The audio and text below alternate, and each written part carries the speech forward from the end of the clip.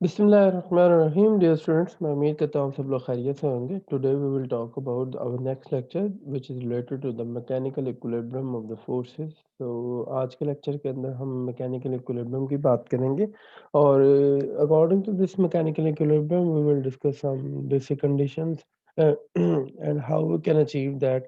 इन सारी बातों के ऊपर आज का लेक्चर होगा. And today this lecture is related to our course Mechanics 1, BS for Food Science and Technology, PHY 301, semester 3rd, morning, fall 2021 semester.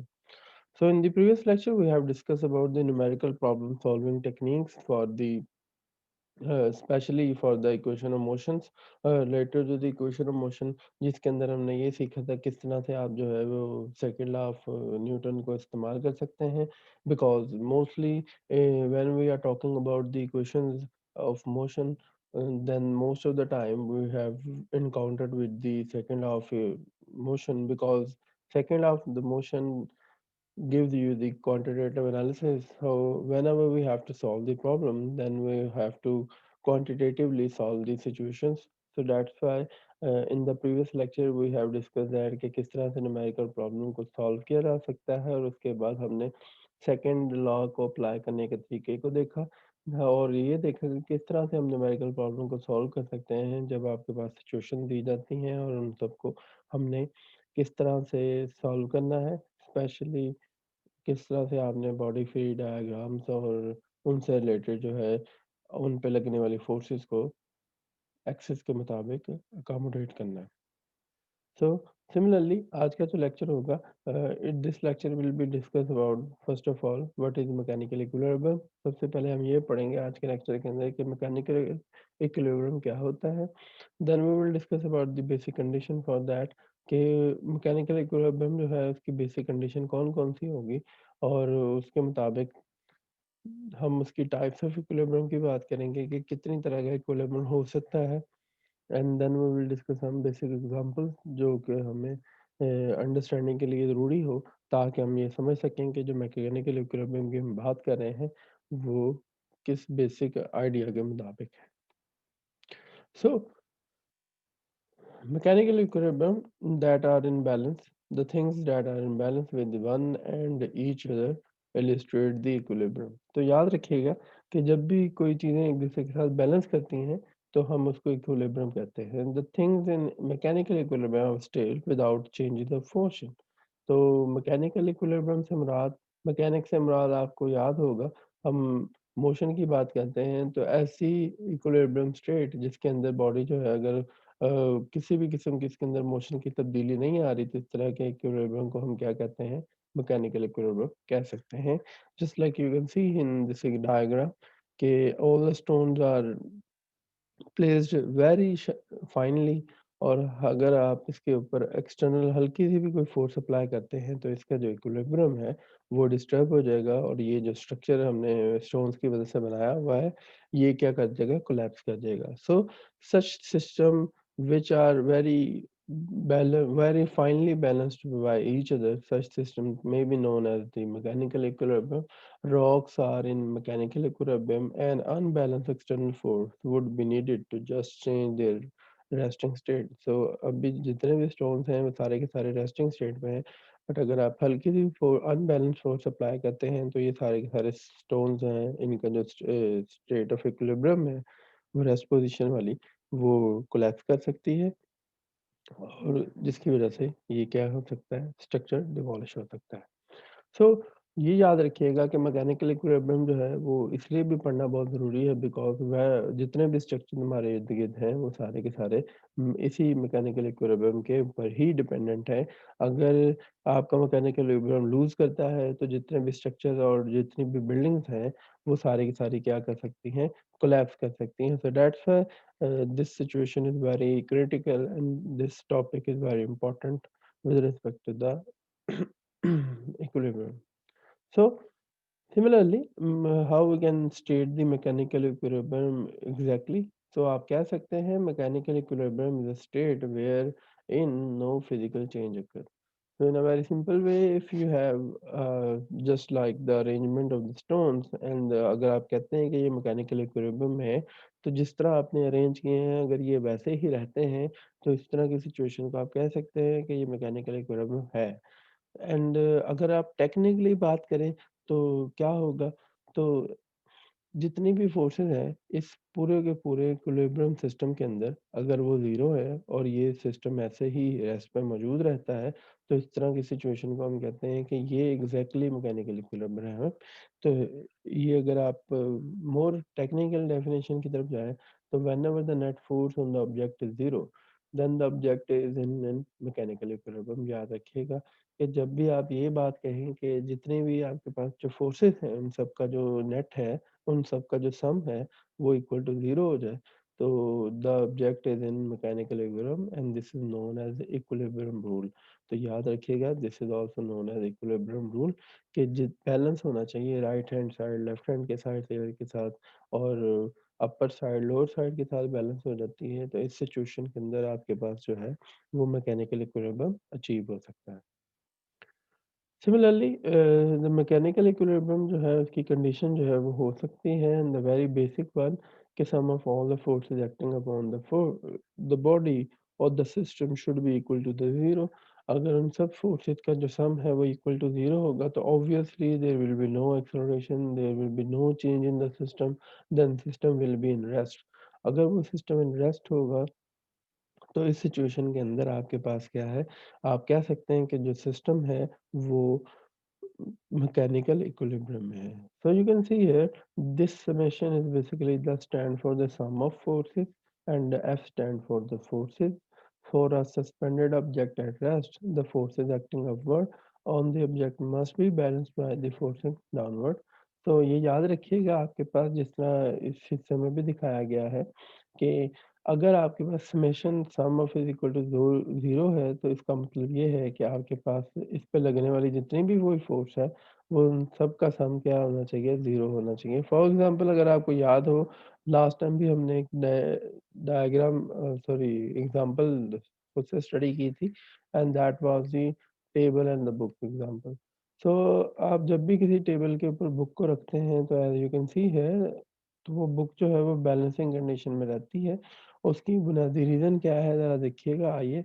आपने फॉर एग्ज़ाम्पल इस बुक को प्लेस कर दिया है टेबल के ऊपर। तो इस टेबल के ऊपर की सरफेस के ऊपर एक बुक का डाउनवर्ड वेट होगा और इस बुक की वज़ह से आपके पास क्या है, एक अपवर्ड वेट होता है। यू कैन सी हियर कि यहाँ पे आपके पास एक डाउनवर्ड है। तो बुक का वेट डब्ल्यू होता है जनरली तौर पे और इसके रिवर्स के ऊपर रिएक्शन फ़ोर्स होती है जी नॉर्मल बिकॉज़ सरफेसेस इंटरैक्ट करती हैं सो इस वज़ह से बुक और टेबल जिस सरफेस पे पड़े होते हैं वहाँ पे एक-दूसरे के साथ ये क्या करते हैं इंटरैक्ट करते हुए एक नॉर्मल फ़ोर्स अप्लाई करते हैं, जिसकी वज़ह से हमारे पास 2 तरह की फ़ोर्सेस आ जाती हैं। सो द नेट फ़ोर्स अगर ये बुक और टेबल ऐसे ही पड़े रहते हैं जिस सिचुएशन में आपने रखे हुए हैं, तो आप इनको कह सकते हैं कि this is the example of mechanical equilibrium और इसके अंदर the sum of all the forces should be equal to क्या होना चाहिए इज़ इक्वल टू 0 होना चाहिए। तो how we can get this situation? Very simple. अगर आप बॉडी फ्री डायग्राम वाली सिचुएशन में भी जाते हैं, तो आपने लास्ट लेक्चर में भी देखा था कि हम इसके जाने के बाद सिर्फ़ 2 कंपोनेंट्स रह जाते हैं, जो कि हमने लास्ट लेक्चर में भी स्टडी किए थे। The downward weight and the upward normal force. Then we also discuss that कि आपके पास जो है वो एक्स एक्सिस और राइट वाई एक्सिस की तयन किया जाए तो you have here X direction, we have Y direction. तो एक डायरेक्शन वाई की पॉजिटिव है और एक नेगेटिव है। So you have here two types of the forces, एक पॉजिटिव फोर्स एक नेगेटिव फोर्स। अगर आप नॉर्मल फोर्स को पॉजिटिव ले रहे हैं तो वो आपके पास आ जाएगी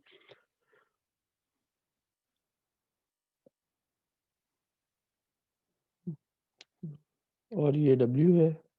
हालाँकि डब्ल्यू जो है नेगेटिव फ़ोर्स है, सो दैट्स व्हाई इन सब का सम क्या होना चाहिए? 0 होना चाहिए।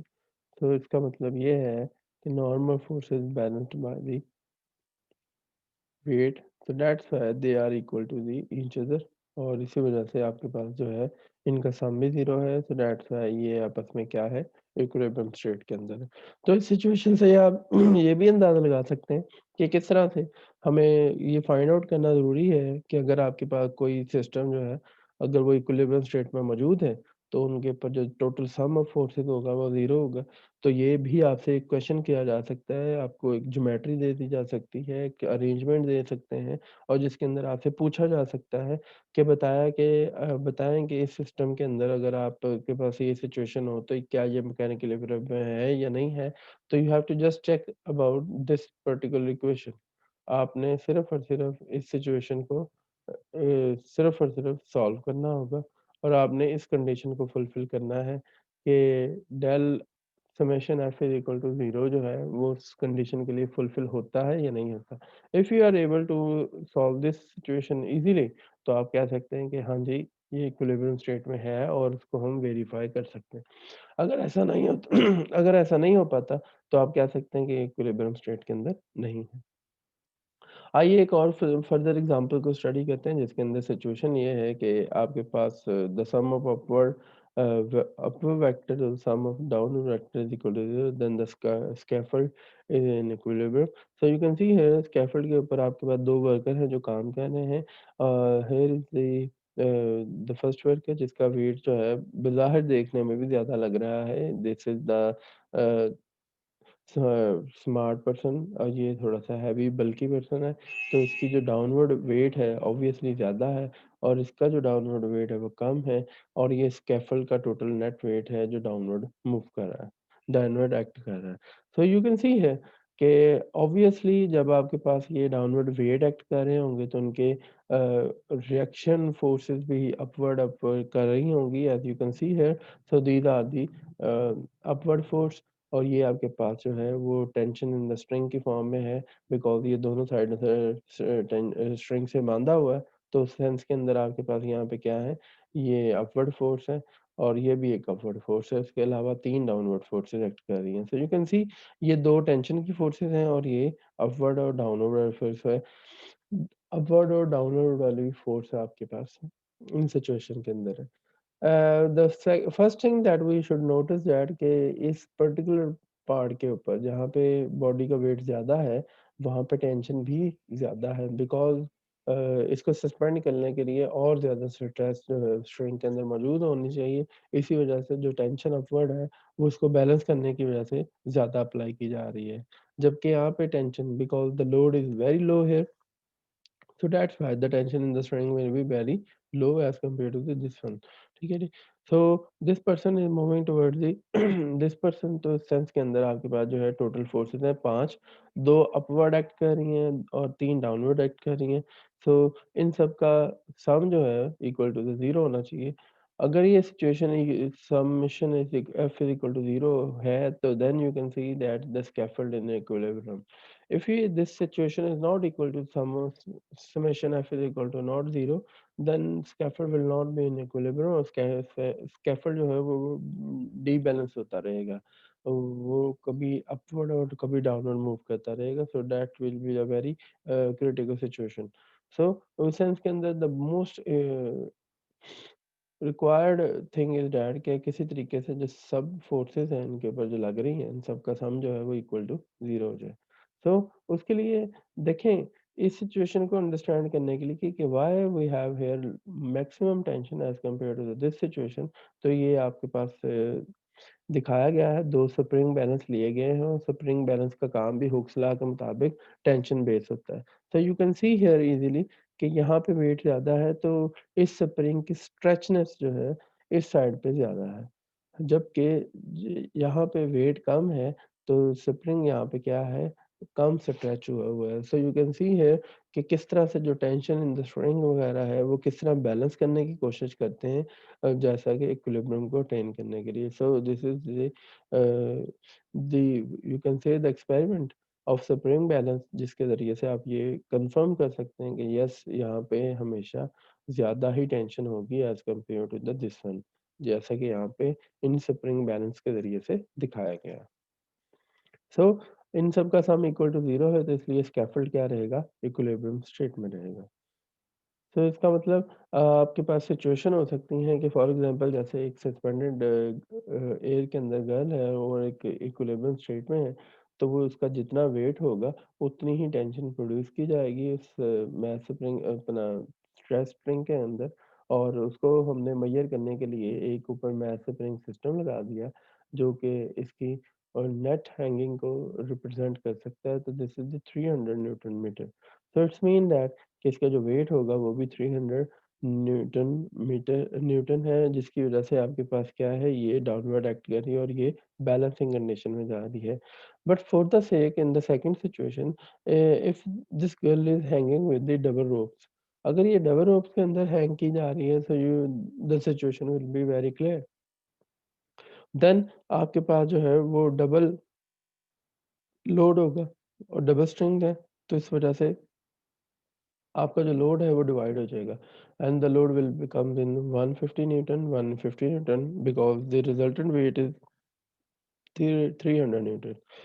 तो इस बात को याद रखिएगा कि whenever we have multiple strings, तो आपका जो लोड होता है वो नंबर ऑफ स्ट्रिंग्स के हिसाब से क्या हो जाएगा, डिवाइड हो जाएगा because the situation is very easy for this case कि आपके पास अब ये टोटल फोर्स जो अपवर्ड एक्ट कर रही है वो 150 प्लस 150 के हिसाब से होगी और इसलिए ये 300 न्यूटन के हिसाब से ली गई है। So this situation will be equal to the 300 newton. तो इस वाले से ये अपवर्ड एक्ट कर रही हैं और ये नेट फोर्स जो है 300 न्यूटन वाली, ये अपवर्ड होगी और डाउनवर्ड फोर्स वही 300 न्यूटन है। तो इस वजह से ये जो आपके पास सस्पेंडिंग गर्ल है वो क्या रहेगी, हमेशा इक्विलिब्रियम में रहेगी। So in the second situation, we can also measure here the types of the equilibrium. So अगर देखा जाए तो असली तौर पे इक्विलिब्रियम जो है actually the condition of sum of all the forces equal to zero, और ये कंडीशन जो है can exist in both object at rest and object moving at constant speed in the straight line path. तो उस हवाले से देखा जाए तो आपके पास ये जो ऑब्जेक्ट्स हैं, ये मूविंग भी हो सकते हैं, डायनामिक भी हो सकते हैं और रेस्ट पे भी हो सकते हैं। So keeping view these assemblies of the motion, तो उस हवाले से हम जो है इसको 2 हिस्सों में डिवाइड कर सकते हैं इक्विलिब्रियम कंडीशन के हिसाब से। Object at rest are said to be static equilibrium. ऐसे ऑब्जेक्ट जो है वो जिनके ऊपर लगने वाली टोटल सारी की सारी फोर्सेस का जो सम है वो किसके बराबर हो, 0 हो जाए, तो इस तरह की सिचुएशन को हम कहेंगे स्टैटिक इक्विलिब्रियम कहेंगे। As you can see here, यहाँ से दोनों हैंड्स की अपवर्ड फ़ोर्स और टोटल वेट डाउनवर्ड फ़ोर्स लग रहा है और ये आपके पास जो गर्ल है वो स्टैटिक इक्विलिब्रियम में है और एयर में सस्पेंडेड है। So this is the example of static equilibrium and on the perhaps we have a second situation, that is the object moving at constant speed in a straight line path are said to be the dynamic equilibrium. So you can see here, अगर आपसे कोई चीज़ under the action of gravity और free fall हो रही है, तो इसके अंदर बॉडी जो है वो एक कांस्टेंट स्पीड के साथ जो है वो मूव करती है। In this situation the resistive force और reactant force and the weight of the body are balancing by each other, जिसके नतीजे के अंदर वो क्या है, कांस्टेंट वेलोसिटी या स्पीड के साथ मूव करते हैं और इसके अंदर जो एक्सेलरेशन ऑफ द बॉडी है वो दोनों सिचुएशन के अंदर क्या है, जीरो है। So that's why we can say that the in dynamic equilibrium the sum of all the factors acting on the system is also equal to the zero. तो इस तरह की सिचुएशन को हम डायनामिक इक्विलिब्रियम कह सकते हैं। So in dynamic equilibrium the situation will be very tricky, क्योंकि इसके अंदर आपके पास जो एक्सेलरेशन होगा वो ज़ीरो होगा, जबकि फोर्सेस लग रही होंगी और बॉडी मूव कर रही होगी और बॉडी की जो मोशन होगी वो कांस्टेंट होंगी। तो इस सेंस के अंदर आप इसको आइडेंटिफाई कर सकते हैं कि इस सिचुएशन के अंदर आपके पास जो है वो बॉडी डायनामिक इक्विलिब्रियम के अंदर मूव कर रही है। So that's why in situation we will get the entirely different scenario. तो उस हवाले से हमने इसको कीनली ऑब्ज़र्व करना होगा कि कौन-सी सिचुएशन जो है वो स्टैटिक है, कौन-सी इक्विलिब्रियम डायनामिक है। स्टैटिक के अंदर बॉडी रेस्ट पे होगी, ये बहुत आसान सा तरीकाकार है और वो रेस्ट पे ही रहेगी, तो इसको हम कहेंगे वो स्टैटिक इक्विलिब्रियम है। अगर बॉडी मूव कर रही है और under the influence of forces it continues to move with constant velocity, then it will be called as a dynamic equilibrium. So in the next lecture inshallah we will discuss about the rotational motion. तो rotational motion जो है वो क्या होती है, कौन-कौन से parameters हैं उसके ऊपर हम डिस्कस करेंगे। जिस तरह हमने रेक्टिलिनियर मोशन पढ़ा था, फिर हमने उससे रिलेटेड जो है वो equation of motion find out की हैं। Then we will find out the particle laws of motion. और इसी तरह से जो रोटेशनल मोशन है उसके लिहाज से भी हम रोटेशनल काइनेमेटिक्स को पढ़ेंगे और उससे related relation between the linear and rotational physical quantities उसको पढ़ने के बाद we will discuss about the rotational laws. और जिस तरह हमने ये सारा काम आज के लेक्चर तक किया हुआ है, यही सारा काम जो है हम रोटेशनल मोशन के लिए भी करेंगे